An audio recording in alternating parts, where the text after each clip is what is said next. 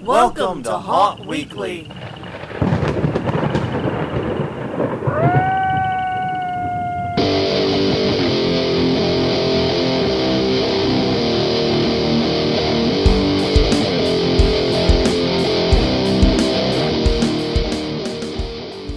Hello everyone, I'm Jonathan. I'm Crystal. And this is Haunt Weekly, a weekly podcast for the haunted attraction and haunted entertainment industry. Whether you're an actor, owner, or just plain aficionado, we aim to be a podcast for you.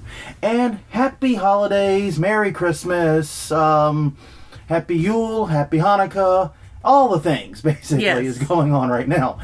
Yes. As we are recording this, we'll be actually a little late with this episode. We took Christmas Day off and chose not to record. Right. Spend it with family. So actually we're recording, editing, and all that stuff in one day. Yes. On Boxing Day. Yay. Go team. But yes, we hope that you have had a happy holiday season and that you got everything you wanted in your presents. I know we got some really cool masks. Yeah. I'm really excited about playing around with those. We got some other fun haunty stuff too that I'm excited about. So yes, we did well for ourselves. We did well for others in our lives. Yes. Putting our haunt skills to work, assembling, ended up being pre-made furniture. We were going to build a very lovely shelving unit, but then we realized we actually couldn't build it as cheap or quite to the standard wanted. As quickly or as... No, we could build to standard. It just wouldn't be as fast. Yeah, we basically were on a time crunch. So it was pre-built. No shame in that. It got the job done and it was a much appreciated gift. Yeah. But yes, we are back. And it's episode 56. 56 is divisible by 4. I know the math is getting harder. Yeah. But it was like real easy when we're in episode 12. Episode 12, it's divisible by 4. Duh. We know. Yeah. Now it's 56. I'm sitting there going 4, 8, 12. Making sure. I'm like counting all my fingers. Yeah. But yes, it is time again to do the news. And a couple of these stories we've talked about previously, but we're going to provide some updates and some new details on. And, a surprisingly large amount going on in the industry this holiday season. Right, not to mention that conferences are starting up again next month. Next month, it's coming. So, yes. Yep. Are we doing our conference reminders then? We always do. We always do. So, on that note, do you want to kick off or shall I? Sure. So, January 14th through 17th, we have Halloween and Party Expo here in New Orleans at the Convention Center. There will be 350 vendors. Requires business verification, which is easy to do. It's a really quick form on HalloweenPartyExpo.com. If you're in town, let us know. We'd love to meet you. Yes, let us know. You can inform us politely on Twitter at Haunt Weekly or Facebook at Haunt Weekly, or go to hauntweekly.com and look up information there. All that stuff is there too, basically.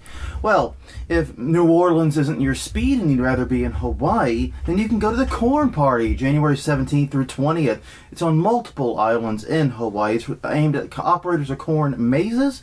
And if you are so inclined, you can learn more at themaze, THEMAIZE.com.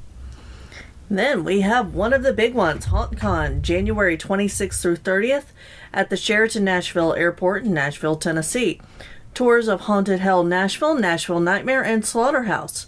HauntCon.com for more information on those. Yes, indeed. And then around Chicago, in Oak Lawn, Illinois, which is like just outside. Right. It is the Windy City Haunters. It's February 18th through 19th. It's at the Midnight Terror Haunted House, which is interesting to me. I found that one fascinating. A conference at a haunted house. Yeah, it sounds fun. Sounds a lot of fun to me. Tickets are just $20. And that includes free classes and a free mixer party and a free after party too. So that's a hell of a deal, guys. I'm just saying. I would be going if we were close enough. I'm broke as hell, but I would go to that one if I were close enough. I'll be honest. Check it out at WindyCityHaunters.com. But really, the main info is on Facebook. So go search for Windy City Haunters. That is a tongue twister and a half. Search for it on Facebook. You'll find it there. All right. Then another big one, Trans World. Halloween and Attraction Show, March 23rd through 26th. It's going to be at St. Louis, Missouri America Center. Early bird discounts are $50 off through basically when they open the doors. Yeah, basically. Just do it a couple days before, you'll be fine. New this year is an escape room city, a whole zone about escape rooms because that's the big new thing. The big new trend, guys. Yep. And find more information at HAASHOW.com. That's always been that domain always intrigues me. I can't help it because it's such a difficult one to communicate. All right, May 1st through 5th, it's the Room Escape Conference and Tour. It's in Niagara Falls, New York, at the Niagara Falls Conference and Event Center. They'll be touring the 5 Wits Escape Game Canada and the Locked Up Escape Games. Now, if you did not hear me mention the word Canada like multiple times there, you will need a passport to go to all this, or the passport card at the very least. Keep that in mind. The conference is on the 1st through the 3rd. The tours are the 4th and the 5th. You can learn more at roomescapeshow.com. And that one I can communicate very quickly and easily. Right. It's kind of the same name. Exactly. So then we have May 12th through the 14th, West Coast Haunters Convention.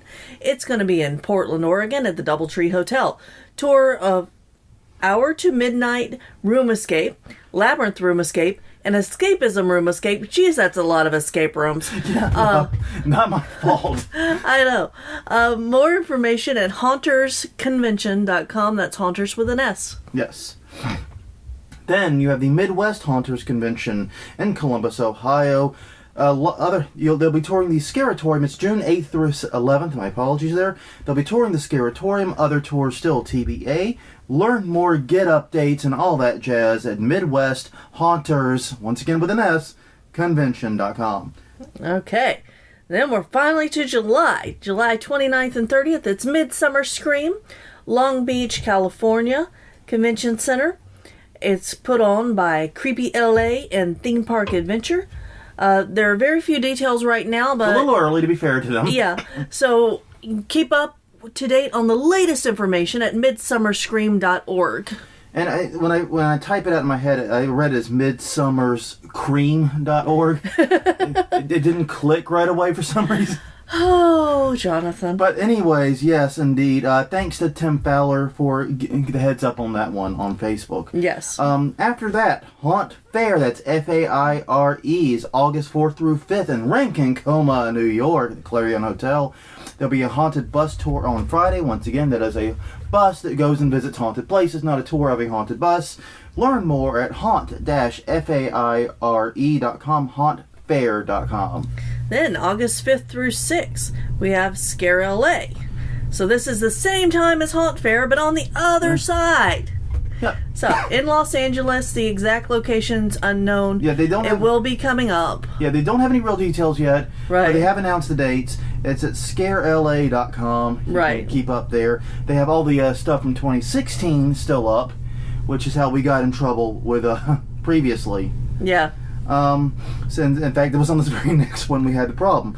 It was Halloween and Haunt Fest show, August 25th through 27th, is in Dallas/Fort Worth in the Mesquite Convention Center. Now, previously we talked about what all they were doing, including the Cater versus Jason and the Walking Dead zombie thing.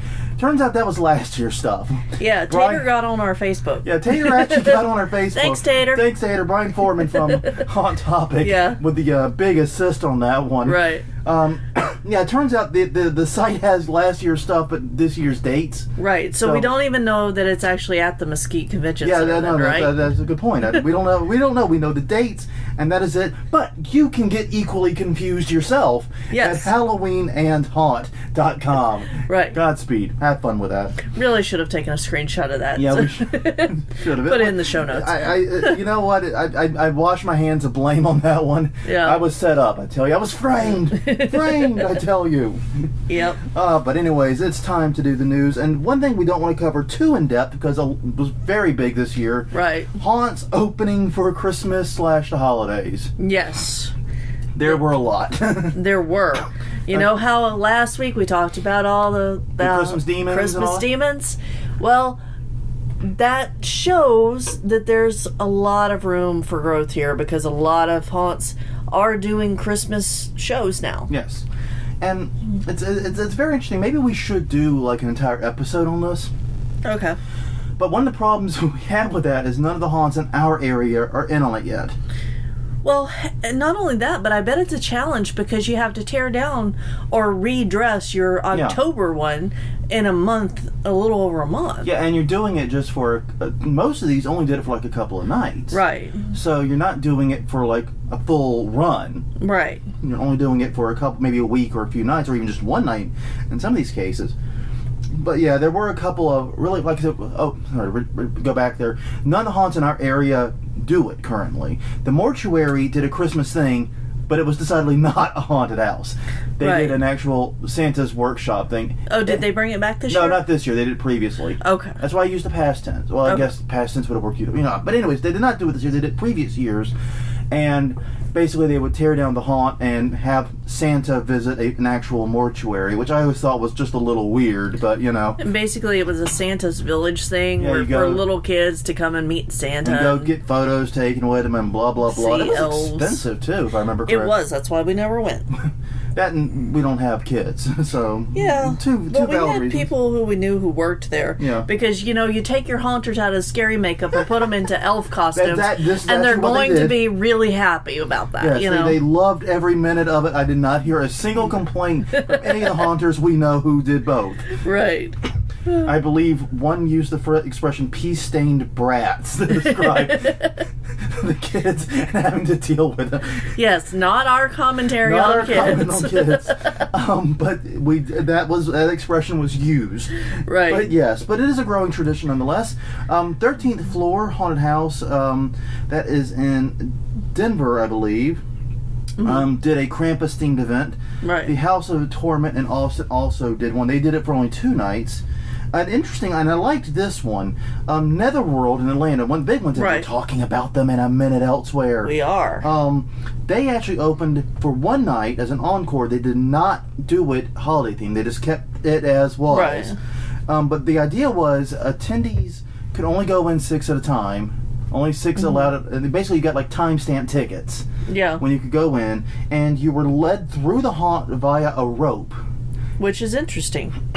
This is a really interesting, really bizarre way, I guess, to reach your Uber fans. Yeah, I think it would be if they wanted to tie Christmas into it, which Make it pencil. They don't have to. Well, yes, they could do that, but you could have Krampus tie them together with a rope and lead them. Yeah, we might have watched a few Krampus movies this year. Yeah, maybe last night. Maybe last night even. Yeah. Also, real quick, Japes actually just advertised that Chicago Fear, and the reason I'm saying this now, is doing an event pass that's $100 for 7 events throughout the year, including next year's Christmas show that they're doing. Yes. Which is why I'm mentioning it now. Yes. But and a discount off of their regular Halloween show. Yeah, it's more of an anti-season pass if you think about it, because if you think of haunt season, this is stuff outside of haunt season. Right. Exactly. That's to keep customers coming back year round every couple months, actually, which is I looked pretty at the smart. list, like one of them was a laser tag thing. They just have all these, like every 2 months. They're doing at least a little something. Yeah, it's a great way to keep in touch with your customers. It's a very cool idea. I agree. That's a very, very cool idea. Like I said, countless haunts. You just take a spin through Google News on this one. Yeah. And you will see I think literally dozens of haunts. I just tried to pick out some of the names I really recognized. Right. And highlight. But yeah, there were just too many to count. It seems to be a very, very big thing this year. And that's one of the challenges we face in this country. It was interesting. One of the news stories that came up that I think we'll talk about in a future episode was from India. Right. They had a new haunted attraction opening up in a mall in a small town, a year-round one. And see, where other countries, they don't have this attachment to the haunt season, quote-unquote, this September, October. We, as an industry, need to find a way to break out of that. Yeah. Because we are being stifled by that and unable to make money year-round, except for these rare, unicorn year-round haunted attractions that mostly operate in heavy tourist areas. I wonder if haunts could sell like special behind-the-scenes tours for people who are really into haunts. I would have loved to have gotten tickets to go and see a lights on tour of my favorite local haunts. I know 13th Gate used to offer that sometimes. Yeah. But no, I mean, I know, but 13th Gate, their main way of making money during the quote-unquote off-season is to sell it as a set for movie shoots and right. TV shoots. And now they also have the year-round escape rooms. Yes. So. And that is our interesting way of being more year-round now, is the escape room. Right. I just pray that the escape room thing is not a fad that passes, in 5 to 10 years' time. Yeah. I worry about that. But anyways, so let's talk some news. We got sidetracked pretty bad there. Yeah. It's only a 50-ish minute podcast, as I like to say. Yeah, I know. Anyway, so first off this week, we talked about this previously, but it's worth a quick update. Gatlinburg's mysterious mansion was spared. Right. In the recent Gatlinburg fires. The story is incredible, how they did this. Yeah. And since we last talked about it, security camera footage and other things have come out that have shown just how close that wildfire did get to them. It measured within feet. Yeah. Yeah, it was really close. I would say my eye looked like it was 10, 15 feet away tops. Yeah. I mean, that's like silly close. And they managed to save it through what you can only describe as haunter ingenuity at the end of the day. Yeah. They basically went to the hardware store, got a bunch of sprinkler heads, and duct tape and whatever they could, and ran the hose all the way around the property, and basically made a perimeter of sprinklers that shot outward. Right. And it was enough. Ran it for 4 hours. Ran it until it couldn't run no more. Yep. And it worked. It's amazing. Now, they did suffer some wind damage, because one thing people don't realize about big forest fires is all that heat causes temperature imbalances and some nasty wind. Right. So they did suffer some wind damage, but they were still able to reopen almost as soon as they got the all clear. Yeah, they reopened on December 9th. Yeah, at noon. Yeah. So yeah, that was really, really great. And the crew immediately set about and they said, well, we're okay. Let's put this community to work in getting donations for the others who were more impacted by it. So they've been working very hard on that. It's also worth noting, and this is one of those things that's like, oh yeah, there is another attraction, isn't there? Yeah. Ripley's Haunted Adventure in Gatlinburg also survived, as did all the other Ripley's attractions, and they reopened at the same time. Yeah. But apparently they were more downtown, so they were apparently less danger. Right. Whereas, literally, like I said, Mysterious Mansion was within feet. Yeah. That's just amazing. But yeah, so kudos to those guys, not just for their ingenuity, congrats not just for surviving, but also for being great community members and working to help your neighbors. That is awesome. Yeah. It's just like the feel-good story of the year for me in the haunt industry, I think. This is amazing. Mm-hmm. And then there's this. Yeah. Wow. Start on the high note, and we're just going to go back down to a really sad story. Scott, we talked about this one previously too. Scott Dombrowski, behind blah blah blah blah blah. Ravenhaven. I cannot believe I screwed that one up. Ravenhaven, a large and prominent home haunt in Liverpool, New York, died. He succumbed to his injuries in a fire. He also, out of his home, ran a reptile rescue program. Right. A lot of tongue twisters this week. Yes. Reptile rescue program. He went in to try to rescue some animals, was overcome, and was pulled out and eventually died from his injuries. It's a sad, tragic story. They did set up a GoFundMe. Right. Initially, it was going to be for his medical expenses. Right. But after he passed, to help with funeral costs and other things too. They've currently raised a little bit over $14,000. They have a $100,000 goal. Yeah. I don't know how firm that goal is. Right. But anyway, so it is still open. It's still open, still ongoing. Mm-hmm. So please, help support our fellow haunters. It's that haunt has had a lot of struggles over the recent years. Yeah. So we'll leave it there for now. But yes, all the sympathies in the world for family and friends and those who knew him. And to the haunters and to the community, we lost a great brother here. Yeah. So on the news that we haven't talked about previously. Right. Netherworld. Yes, we just mentioned them. Yes, we did. They appear to be moving. Yeah. This is actually really, really interesting. Okay, this is an article by Tyler Estep at the Atlanta Journal-Constitution.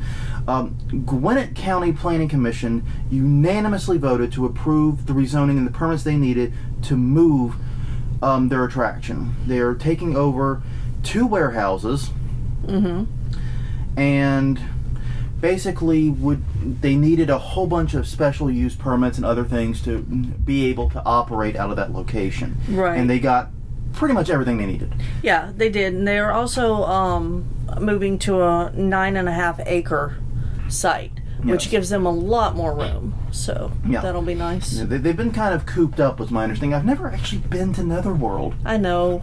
We've is never really made it that far. Well, it's like I have the same problem with Netherworld that I have with like Eastern State Pen, Uh-huh. which is I've been to the city. I've been to the city a lot. Right. I've been to Atlanta a lot. Yeah. Just never at the right time of year. Yeah. It's just that time of year is not travel season for me because we're working on our haunt and we're doing our stuff. Right. So I don't get to travel a lot. Well, maybe if they do their Christmas thing next year and we go to visit your parents, There you go, we can maybe. stop by.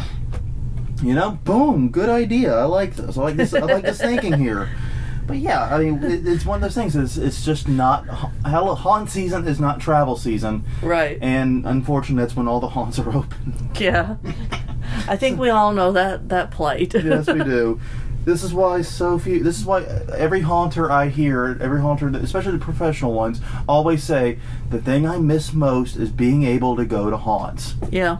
That's like the number one. You go to HauntCon. Yeah. That's like the number one complaint. That's why the haunt tours are so popular everywhere you go. I think it's one of the reasons we've stepped away a little bit from the idea of going full pro too. Because that is one of the big considerations. Because we really love going. Yeah. I mean, yeah, it's one of those things that we always think about is, well, you know, if we do go pro, we do make this our full-time job, we can't go to haunts, at least nowhere near as many. Right. We can't go, we can't meet the other peoples, we can't see the innovation, we can't, you know, there's a lot there. Can't get, you know. Yeah, there's a lot there that would be missed. Because, I mean, that's my favorite part about going through haunts is seeing an idea and going, okay, how do we make that ours? Yeah. What do we do with that? Yeah. Like I remember seeing the a falling fence somewhere and then turning it into a collapsing tunnel. Yeah. I remember that one very well because we took the idea from it and I'm like, okay, that mechanism's really interesting. What can we do with it? Right. Well, and I know that the first year we went through House of Shock, there was the roof that was collapsed, the church steeple that was collapsed into the church, but it was just a static thing. And I'm like, well, what are the, we got with our crew and it's like, what are the two things that you remember most about going through the haunt? It was that and the barrels. Yeah. So we're like, oh, we could probably make a falling ceiling. Yeah. And we did. And we had a few iterations of that one. We've had a lot of, that's one of those that we've put through a lot of paces over the years. Yeah. But anyways. Anyway, back to Netherworld. Stop talking about ourselves. Yeah, no kidding. You tell it's holidays because we're getting sidetracked super easy apparently. But what I found interesting is that yes, they're moving, but they're staying within the county. Right, which they're really happy about. The county's really happy that they're staying. Yeah, you can tell that Gwinnett County is bending over backwards to help them and keep them in the county. Right. Which is great. This whole episode actually is nothing but stories of towns and counties working with and supporting haunters, which is kind of a reversal of what we usually see. Well, yeah, because, come September, it's all about this one can't open and that one can't open because the city changed their mind. Yeah, this one can't open, the city changed its mind. This one didn't get random permit 85 they didn't know they needed. And it gets a little frustrating. But yeah, Gwinnett County is super stoked that they're moving. Now, a nearby business owner did speak out against the move. He had concerns about traffic and noise. Right. That's typical here, but Gwinnett County basically overruled him and is granting all the permits they need to make this happen. So right, and there's already plans for plenty of parking and plenty of entrances into the parking area. Yeah. So this is, I think this is great news. I'm looking forward to seeing what Netherworld does with its new home, its new digs. Yeah. I don't think, my understanding is it will not be this season they open there. Yeah, it's probably going to take them a little while. It's going to take them a little while. I know from experience with haunts in our area that these moves are oftentimes, you see the planning and the rezoning happen years sometimes. Right. Before it actually does. Like, I know 13th Gate at one point was thinking about moving. I don't know if they ever put the I think they have the land. Okay. I think they own the land, but it's going to be a several-year journey. Yeah, they're not looking at it as an immediate thing. Right. And they might not do it. The idea might completely fall through. Yeah. You never know. But that's the thing. Don't necessarily expect it to be the 2017 season. They didn't say, but yeah. I would be surprised if it happened 2017. Me too. That would be like coming in with the big trucks and putting the the lifts under the whole thing and moving it at once. Quick, I need about 1,000 forklifts. Yeah. Where do I rent those at? Yeah, no kidding. Oh man. All right. Moving to the West Coast, haunt called San Francisco Dungeon. Yes. I'm trying to get that right. Opened a new attraction. It's actually happened in the last news cycle, but it just didn't pop up in my feed for some reason. Right. But it seemed worth mentioning. This is an article by Joe Rosado Jr. in the NBC Bay Area. Long story short, the San Francisco Dungeon is a year-round haunted attraction on and technically under Fisherman's Wharf. Yeah. It's an attraction that takes you and lets you explore passages under the city, which sounds a lot like what we did in Budapest, except I'm sure this is a little more than just some guy handing you a lantern and wishing you luck. Yeah, it is, definitely. It is staffed year-round with actors, and it goes through some of the history of the wharf in the San Francisco area, which I thought was an interesting idea. Yeah. You know, because it's not all haunty and stuff. It's also educational. Yes. Edutainment, as they like to say. Exactly. But they've added a new attraction. It is a drop ride, and they advertise it as the only below sea level drop ride. Yeah. Which I think Death Valley might want to have a talk with you if they have one. Well, it might be the only one there. Yeah. Okay. So regardless, but it's a $2 million ride called Escape from Alcatraz. It's meant to simulate the drop a prisoner escaping from the famous prison would have had to make into the icy water below. Right. So you start up at the top and you drop 2 stories, but not into icy water. No. They make that clear. Not into icy water, yes. And they do expect, unlike actual Alcatraz history, where most of the people who attempted to escape didn't. Right, they didn't survive. In fact, only 5 of the 36 got away. So. They expect all escapees on this ride to make it. To make it, yeah. But no, I was looking up information about this attraction. I found it very, very interesting for all the reasons you just said. It's taking advantage of, I don't know if they're natural passages underneath San Francisco, but they're taking advantage of passages that are already there, putting in a haunted attraction, and then adding in a layer of history to it. Right. You don't see that a whole lot. Well, and they're you really don't. I mean, the thing that I could compare it to would be the Pirate Museum down in Key West that we went to. Oh, that was so wonderful. Yeah. So that's kind of where my brain is going with it, except with extra actors and a drop. If anyone is sitting there going, Pirate Museum in Key West, it's because it moved to St. Augustine not long after we went to it. Right. We were there 2006, early 2006. Yeah. So, yeah, it was in Key West when we were there, but it's not there no more. And if you are near St. Augustine and you haven't been to the Pat Croce Pirate Museum, go. Just shut up. Well, pause the podcast and go now. Whoa, wait. It's okay. I mean, I'll wait right here. It's fine. But you need to go to bed. I'll hang out right here. I don't care. But, yeah. And you would think in a town like New Orleans, though, a haunt would have done more with it. We do have like ghost tours and things that kind of meld the I guess you would say the haunt factor with history a little bit, but that doesn't feel quite the same. Yeah.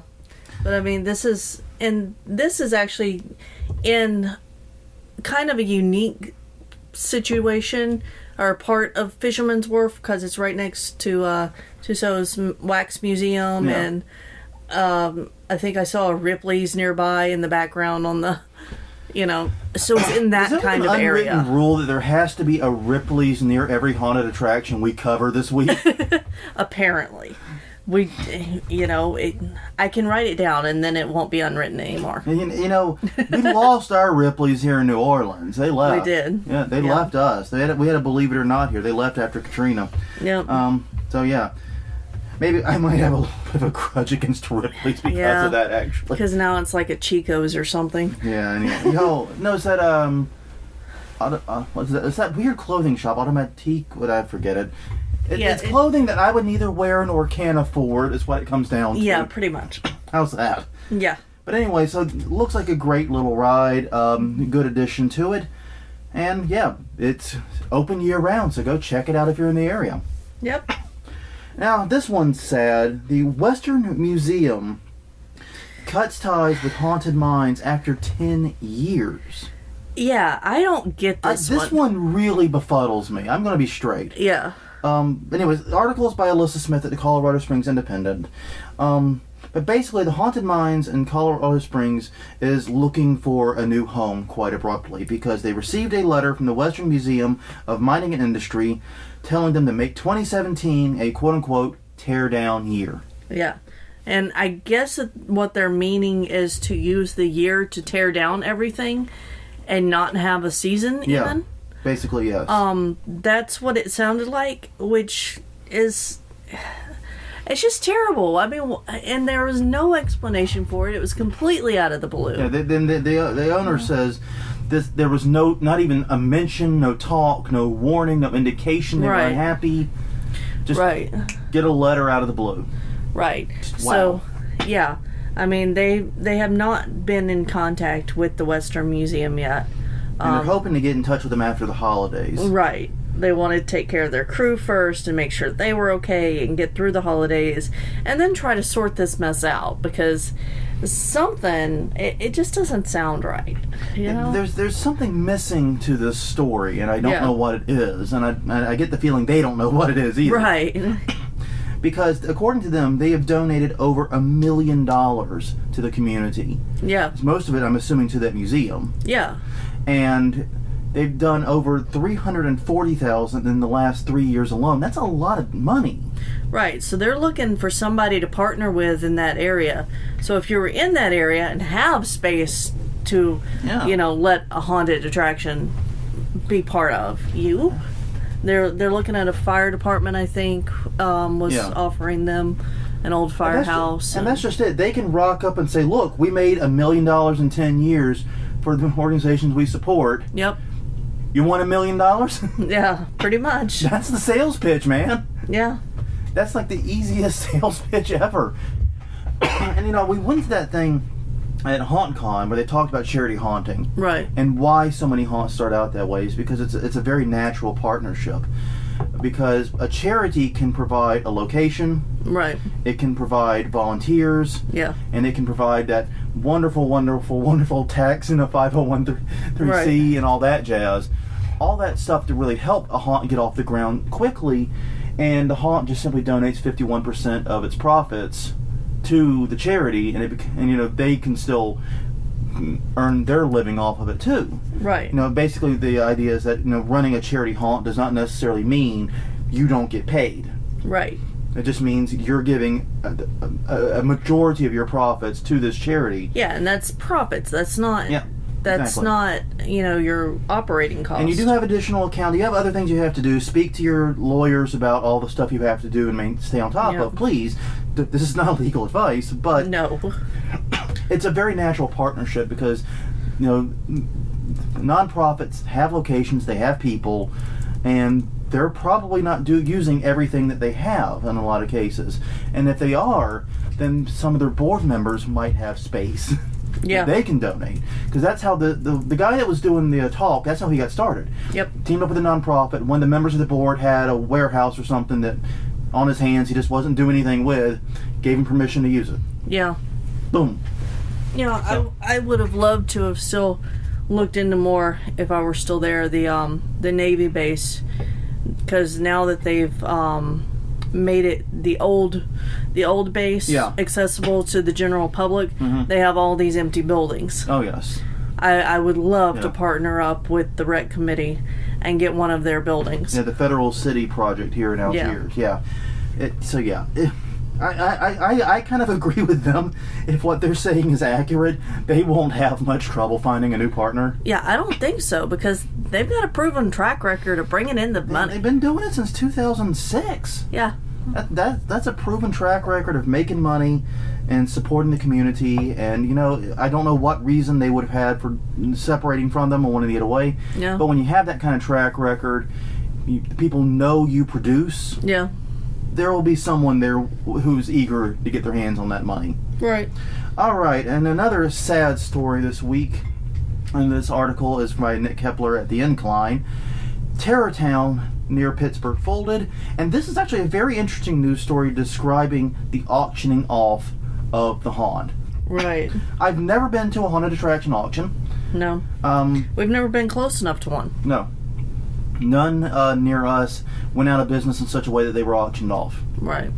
At least not that I heard. But anyways, it was nearly a 30,000 square foot attraction, and it was auctioned off more or less piece by piece. They included selling some individual props and then selling some whole scenes too, like a UFO alien ship scene was sold for about $375. Yeah. Yeah. They even this is true, they actually sold the kitchen sink. A metal they probably sold a couple, but yeah. Yeah. But it was sold for $45. The whole process took about 4 hours, and they said that most of the attendees were from other haunted attractions, to which I say, duh. Yeah. I mean, but yeah, it's a very interesting story, and they talked about, and one person in this, they interviewed, said that he spent $10,000 at this auction. Right. But scooped up pneumatics worth well over 50 grand. Yeah. So, you know, it's one of those things where there's opportunity in this, and I have to say, if my haunt ever did go under, I would want something like this to happen to it, where our stuff could live on and continue scaring people elsewhere. Yeah, me too. I think this is a really good way to do it, and I hope all these haunts make great use of whatever they have purchased. Yeah. Yeah, I think the top seller was a $1,000 electric chair setup. Yeah, which we've actually looked into that exact setup. It's like $5,000 if you buy new. Yeah. So once again, getting about an 80% discount on buying new, it seems, for a lot of this stuff. Yeah, and if we had heard about it beforehand, we could have told you. Sorry. Yeah, we did not hear about it beforehand. I'm sorry. Now this is also another uplifting story here, though. Roxbury's herd. The Herd family in Roxbury was honored. Excuse me. Yeah. For their haunted attraction and for their work in the community. Right. This article is by Mike Condon at New Jersey Hills. Basically, the Herd family is from Sukasuna. Crystal, help! I didn't adult with this one. I think that's as close as I could get it. It's a New Jersey town. The town council honored them for their home haunt. The home haunt began in 1986. Right. To put that in perspective, I was 6 years old. Yeah. But it really began taking off in 1995, which is about when I started haunting. Right. And now attracts thousands every year. They also praised, both of them are heavily involved with the school district. They actually helped launch a campaign that was saved $1 million in state funding that was going to have been cut from the district. Right. So they really strong members of the community, and they were heavily recognized by their town council, and that is awesome. Yeah. Yeah.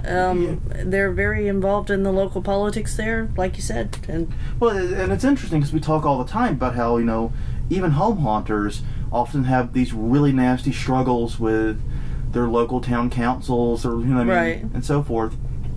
Here is one recognizing the good that they do, and I don't know, it's such a sweet story, and these seem like some amazing people. Mm-hmm. So, all in all, another great story. And then we're going to end this week with a weird one. I first heard about this a few weeks ago, right after it happened. Right. And long story short, apparently, and I've been to Augusta, Georgia. Yeah. I've been there. Yeah. Multiple times. I was unaware of this when I was there. Yeah. But apparently there is a haunted pillar, or was a haunted pillar, as the story goes on. Well, and possibly is. Yes, possibly is. It's Schrodinger's pillar right now. How's that? It both exists and does not exist in the same breath for reasons we'll understand. Now, the haunted pillar, which is in downtown Augusta, was knocked over in an automobile accident this month. And on the 19th, crews came and basically removed the debris of what was left of it. Right. Saying basically it was in the right-of-way, it was a potential hazard where it was. Yeah. And they took it off. Right. Took it away. I have no idea. I tried to find out why this pillar was haunted. Did you have any better luck than me? Nope. Just said that it was, and there was a legend around it. Just one of those things that happens. I really do not know. I did try to find information on it. So yeah, I have no... I said that, and then I just accidentally found another link here that actually might have it. Apparently, the rumor is that it was a whipping post. Yeah, it's apparently not just called the haunted pillar, it's called the cursed pillar, which might be why it didn't show up in my initial searches. It also apparently was one of the few things that survived a very serious tornado that struck the city, so it's got a little legend behind it, but it was destroyed in a car accident and taken off. Now the city is mulling whether or not to rebuild it. Yeah, it looks like they want to. It looks like they want to, but according to the statement from the city, they need to get a structural engineer to develop a plan to put it back. And I'm assuming also, make it safe so the next time a car crashes into it, no one gets hurt. Well, I think that it's better for the pillar to crash than the, Well, you don't want it to crash on top of the person, you know what I mean? Yeah, I know. But I actually did a little bit of research once upon a time into all the requirements for road signs and so forth, and things like guardrails and all that, and how they have to be designed. Yeah. And it's basically, the MO is they have to be designed in such a way that they sacrifice themselves completely and totally to keep human beings safe. Kind of like your car does. It's designed to do the same thing. And what that means is things like, signs have to, when they're struck, they have to make sure they bend the correct way. They don't come back over themselves. Right. So, they have to be designed very meticulously. So I'm sure that's what they're talking about this. But yeah, this pillar has apparently been the subject of many paranormal investigations. Yes. Yes, I'm not actually kidding about any of this. And it's attracted ghost hunters from all over the world. Yeah.